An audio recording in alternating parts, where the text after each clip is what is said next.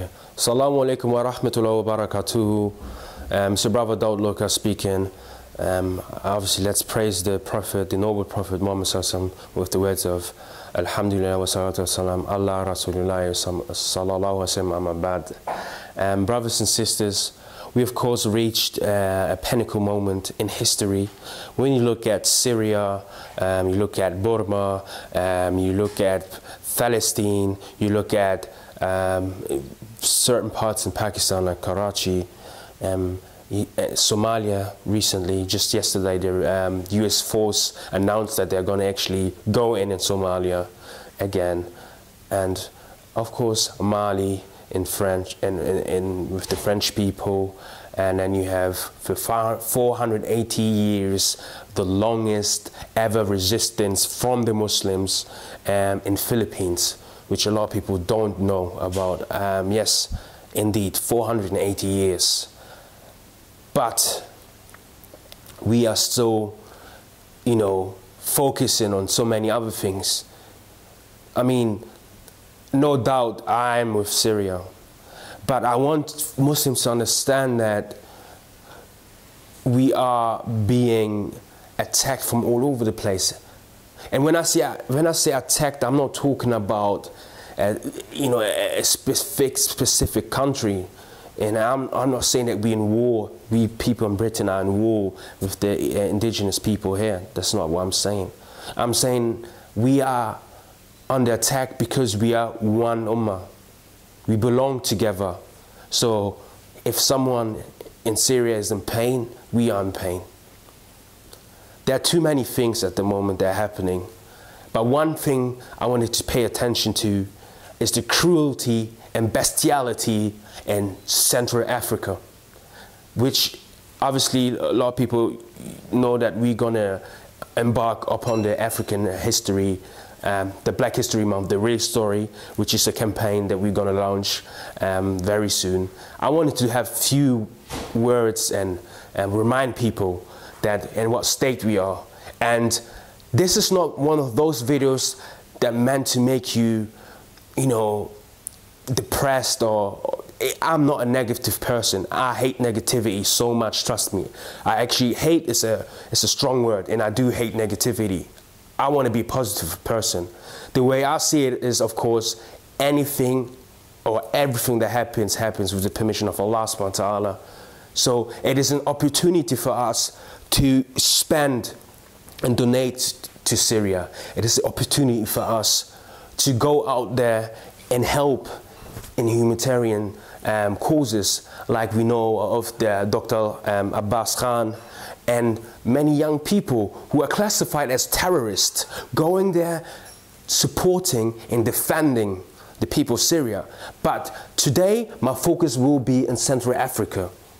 And for those people who kept up with what is happening in Central Africa, you will definitely agree with me that it is hideous crimes are being committed against Muslims. And of course, you don't have the media reporting about it all day long. Why? Because it's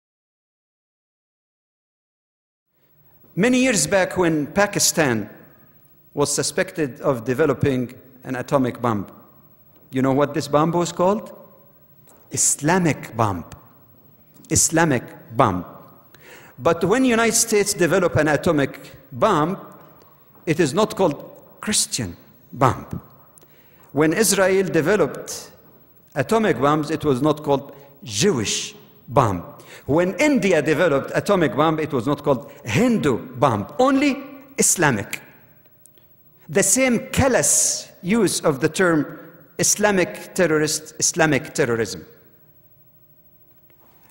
Are Muslims, as 1.3 billion people in the world, the only ones who might have a fringe who committed acts of terrorism? Did any Christian ever commit acts of terrorism? How about the fighting in Northern Ireland between Protestant and Catholics, even the same religion? All did it.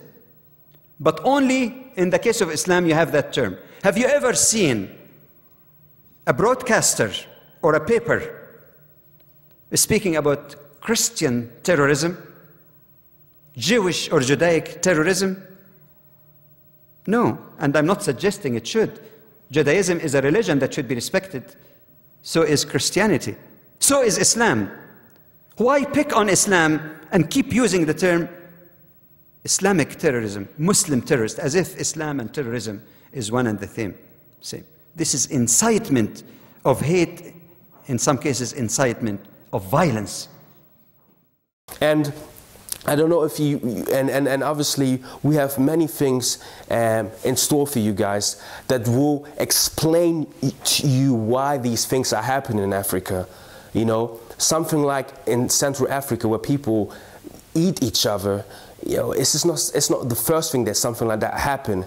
And I just want to address this issue by saying that there are external influences. For example, French military has the ability to finish this, yet they don't decide to do so. Now, of course, the UN reported that they are actually going to go in after many people have died. Well, now they want to, you know, gain the trophy of being the victors and the heroes. Well, mate, that's not the case. You are being a hero up there trying to, what, save the Muslims? And then in Mali, you're attacking people? That's not how you, that's double standard, and that's the way it's been from day one. So brothers and sisters, please, please incorporate the brothers in Central Africa to your du'as, as they belong to the Ummah, the same way the Syrian people belong to the Ummah, and the Palestine and other nations and tribes and people that I've mentioned. So please do keep them in your du'as for now.